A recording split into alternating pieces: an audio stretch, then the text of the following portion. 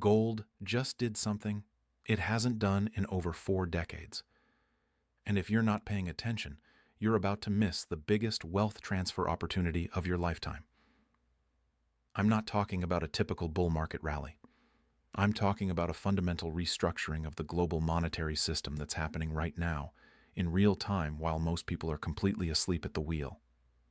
Let me show you what's really going on. Right now, gold is trading above $4,000 per ounce. That's not just a new all-time high, that's a 60% gain in a single year, the best annual performance since 1979.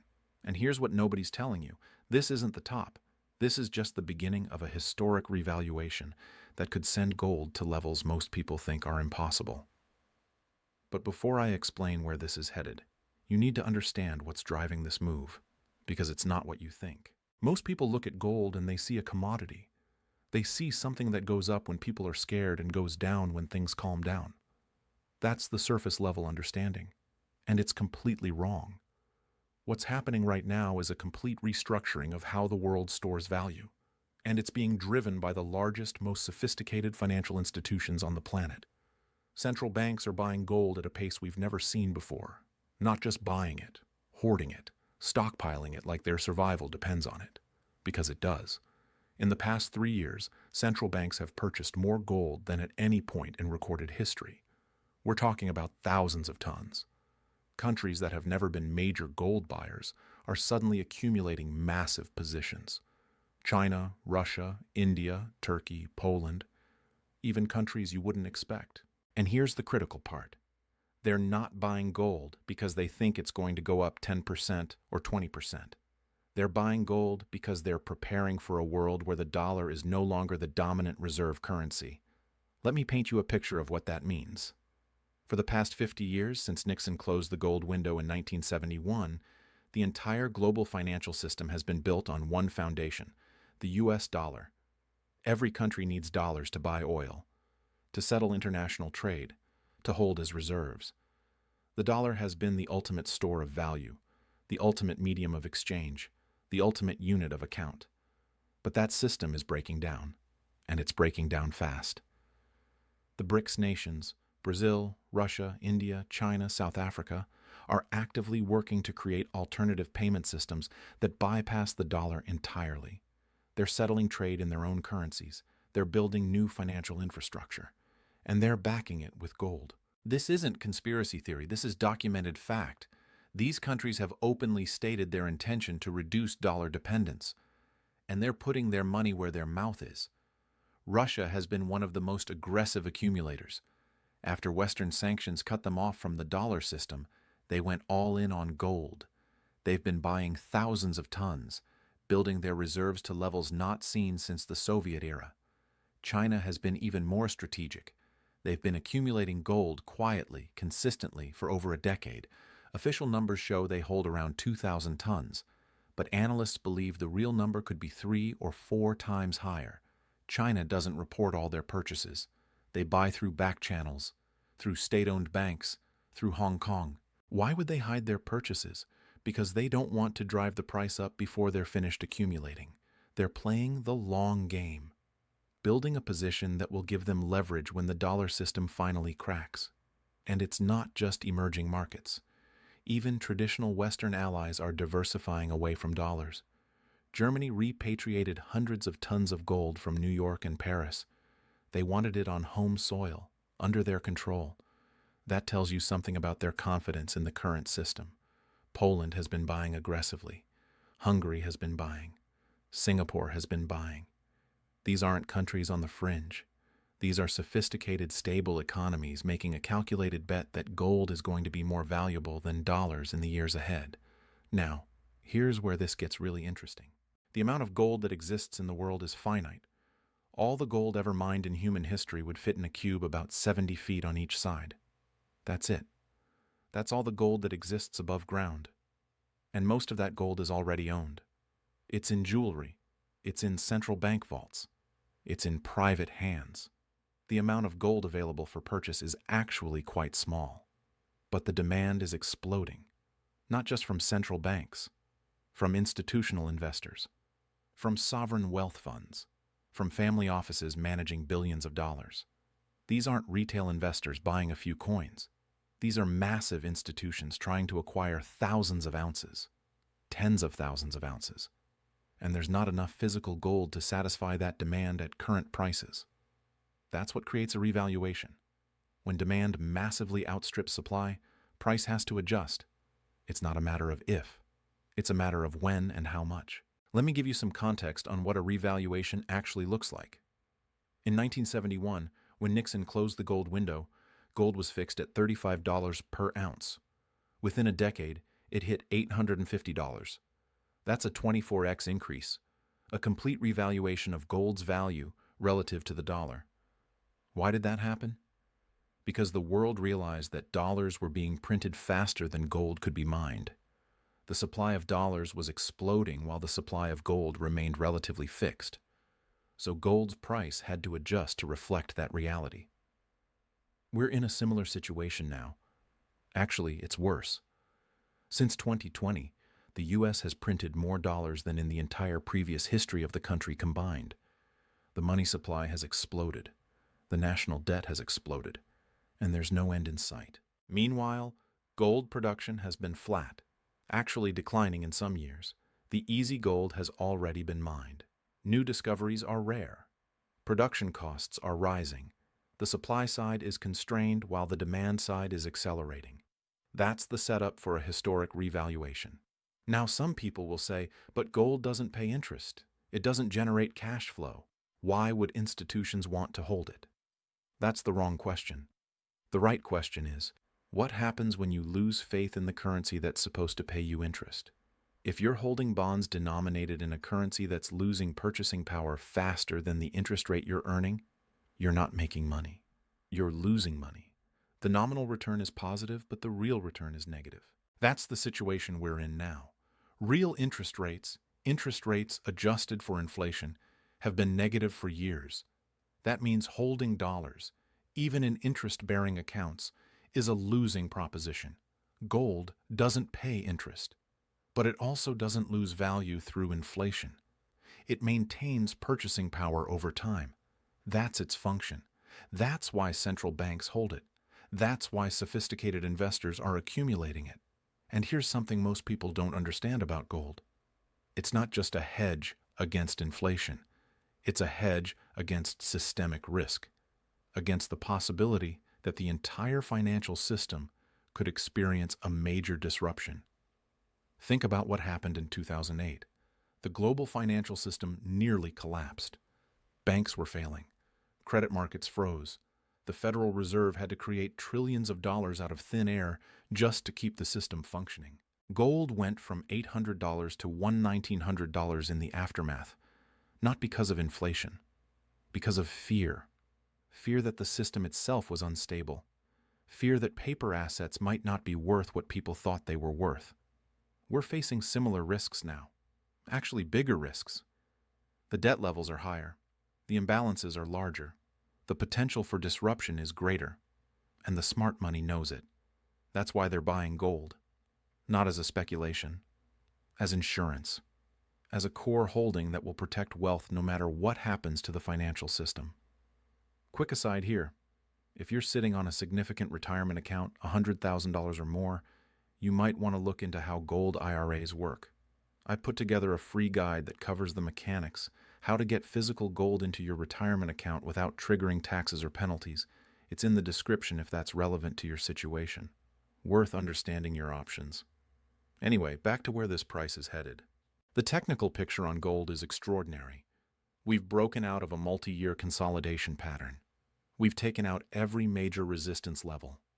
We're in uncharted territory with no overhead supply. When you look at the chart, what you see is a market that's just beginning a major uptrend. The kind of uptrend that can last for years. The kind that can multiply your wealth several times over if you position correctly. But the technical picture is just confirmation of the fundamental story. And the fundamental story is about a global monetary system in transition. Here's what most people don't realize. The dollar's dominance isn't natural. It's not based on some inherent superiority of the U.S. economy. It's based on a specific set of arrangements that were put in place after World War II. The Bretton Woods system made the dollar the world's reserve currency, but that system was backed by gold. Every dollar was supposed to be redeemable for gold at a fixed rate. That's what gave the dollar its credibility. When Nixon ended that convertibility in 1971, the dollar became a pure fiat currency. Its value was based entirely on faith. Faith in the U.S. government, faith in the Federal Reserve, faith that the dollar would maintain its purchasing power. For 50 years, that faith held. The dollar remained dominant. But faith is a fragile thing, and right now, that faith is eroding. Countries around the world are watching the U.S. weaponize the dollar, using sanctions, freezing assets, cutting countries off from the SWIFT payment system. And they're realizing that holding dollars makes them vulnerable, that their reserves could be frozen or seized at any moment for political reasons. That's why they're diversifying into gold. Gold can't be frozen. It can't be sanctioned. It can't be printed. It's the ultimate neutral reserve asset. And as more countries make this shift, it creates a self-reinforcing cycle. The more countries that move away from dollars and into gold, the more pressure it puts on the dollar, which makes other countries more nervous, which makes them want to diversify, which puts more pressure on the dollar. This is the dynamic that's unfolding right now. And it's accelerating. Look at what's happening in the oil markets. For decades, oil has been priced exclusively in dollars. The petrodollar system was the foundation of dollar dominance. If you wanted to buy oil, you needed dollars. That created constant demand for dollars from every country in the world. But that's changing. Saudi Arabia is now accepting yuan for oil sales to China. Russia is selling oil in rubles and yuan. Other producers are exploring alternative currencies. The petrodollar system is breaking down. What does that mean for the dollar? It means less demand, less need for countries to hold large dollar reserves, which means more of those dollars coming back to the U.S., which means inflation, which means loss of purchasing power. And what does that mean for gold? It means gold becomes more valuable relative to dollars, because gold is the alternative. Gold is what you hold when you don't trust fiat currencies. Now, let me address something that skeptics always bring up. But governments could just confiscate gold like they did in 1933. First of all, that was a different era. The U.S. was on a gold standard. The government needed gold to back the currency. That's not the case anymore. There's no economic reason for confiscation. Second, the world is different now. Capital is mobile. Wealth is global. If the U.S. tried to confiscate gold, wealthy individuals would simply move their assets to other jurisdictions. It would be counterproductive. Third, and most importantly, the trend is moving in the opposite direction. Countries are accumulating gold, not confiscating it. They're recognizing its value as a reserve asset. They're building their positions, not trying to suppress them. The confiscation argument is a red herring. It's based on fear, not on current reality. Here's what you need to understand about the current moment. We're at an inflection point, a turning point in the global monetary system that happens maybe once or twice in a century.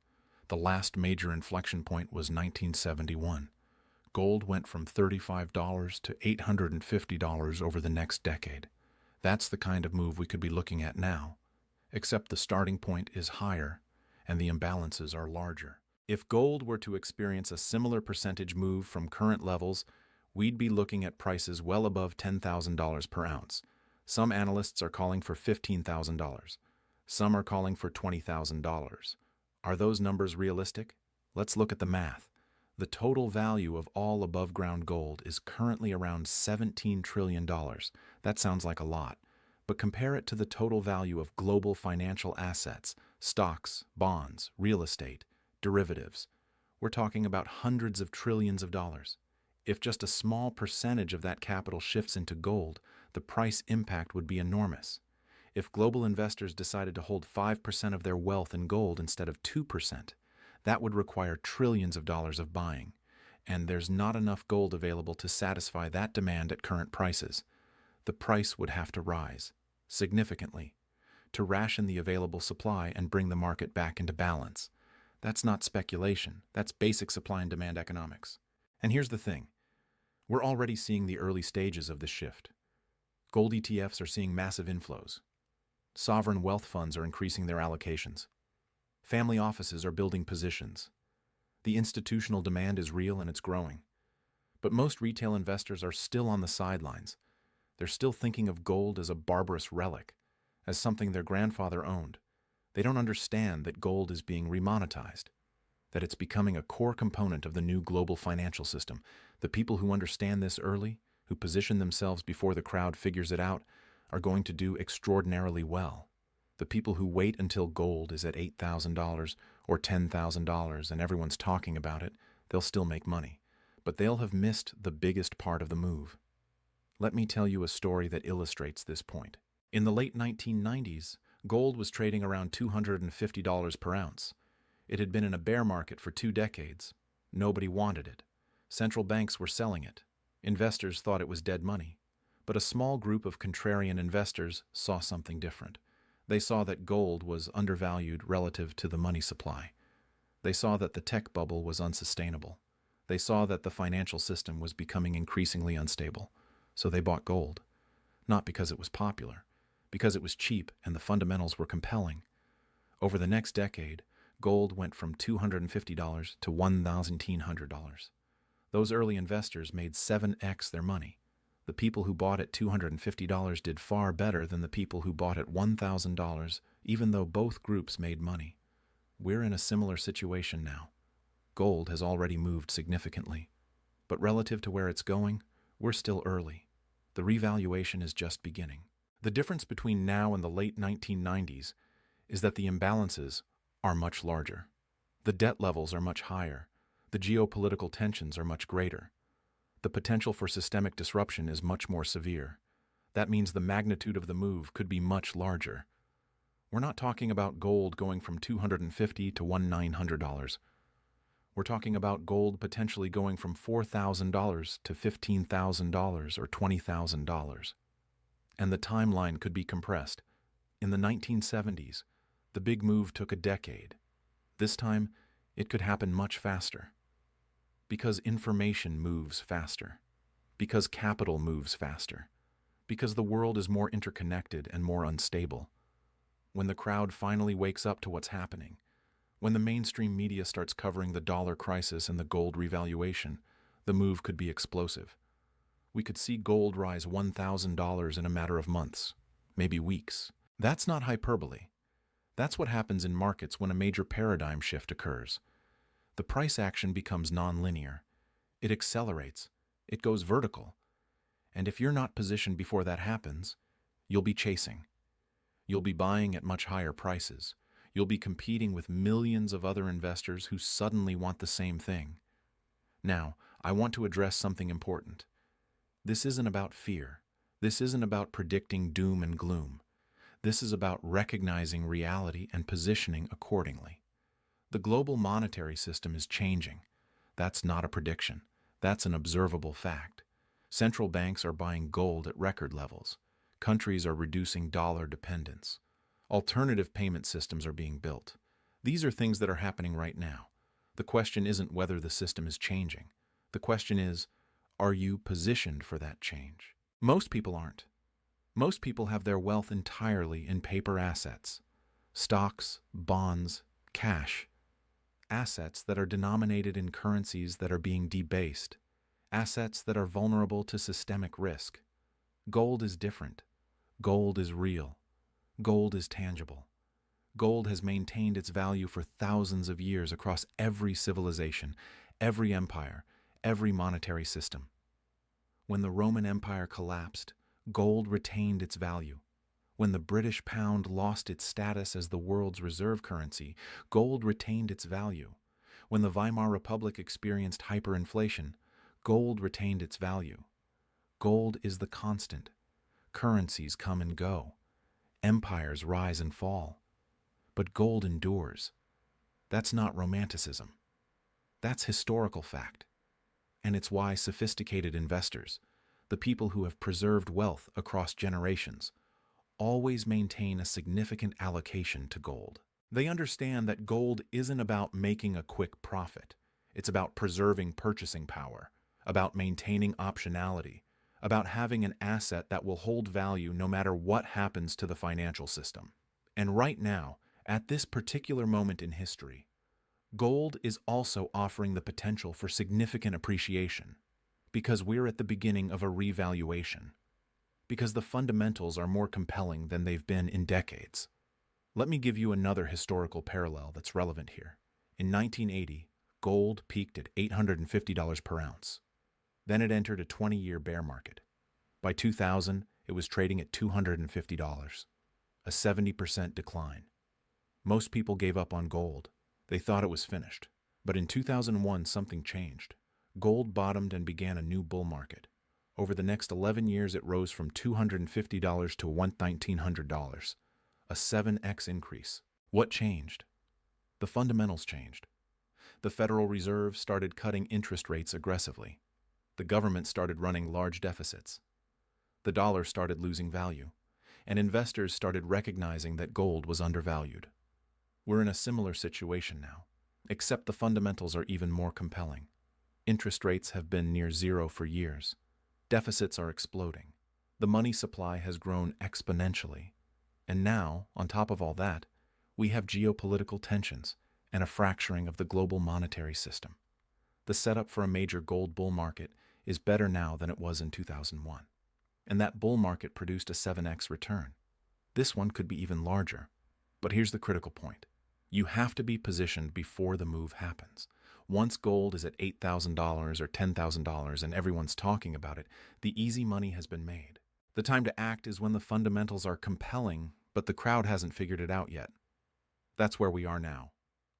Gold has already moved significantly, but most people still don't own any. Most financial advisors still recommend only a small allocation, if any. Most investors are still focused on stocks and bonds and crypto. That's the opportunity. The gap between what's happening and what people perceive is happening. That gap is where fortunes are made. Now, let me talk about the mechanics of how this revaluation could unfold. There are two ways gold could reach much higher prices. The first is gradual, a steady, sustained bull market that takes years to play out.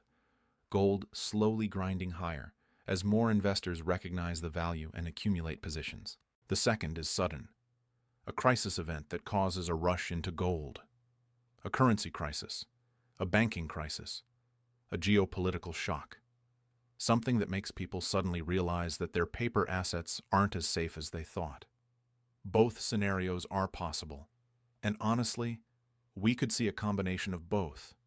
A gradual rise punctuated by sharp spikes during periods of stress. What's important is that you're positioned for either scenario.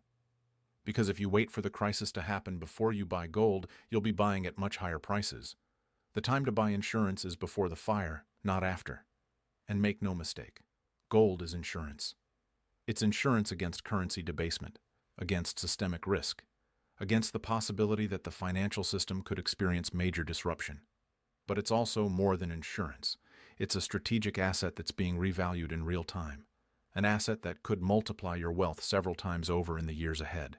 The people who understand this, who take action now, are going to look back on this moment as one of the best financial decisions they ever made.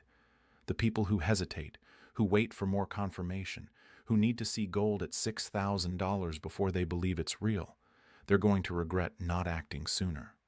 This is one of those rare moments in financial markets where the opportunity is clear, the fundamentals are compelling, and the risk-reward is extraordinarily favorable. But the window won't stay open forever. As more investors wake up to what's happening, as more capital flows into gold, the price will rise. And the higher it goes, the less upside remains. The less attractive the risk-reward becomes. Right now, we're still early. Gold has moved, but it hasn't moved nearly as much as it's going to. The revaluation is just beginning. The big gains are still ahead. But you have to act. You have to take a position. Because this opportunity won't wait for you to feel comfortable. Markets don't work that way. The best opportunities always feel uncomfortable. They always require you to go against the crowd, to buy when others are skeptical, to act when others are hesitant. That's what separates successful investors from everyone else. The willingness to act on conviction even when it's not popular, even when the mainstream hasn't caught on yet. Gold is giving you that opportunity right now. A chance to position yourself for a historic revaluation, a chance to protect your wealth and potentially multiply it several times over. The question is, are you going to take it? Or are you going to look back in a few years and wish you had? The choice is yours. But the clock is ticking, and every day that passes, more investors are figuring this out. More capital is flowing into gold. The price is rising. The opportunity is shrinking. Don't let this moment pass you by. Don't be the person who understands what's happening, but fails to act. Because understanding without action is worthless. Gold is being revalued. The global monetary system is changing, and the people who position themselves correctly are going to do extraordinarily well. This is your moment. This is your opportunity. Don't miss it.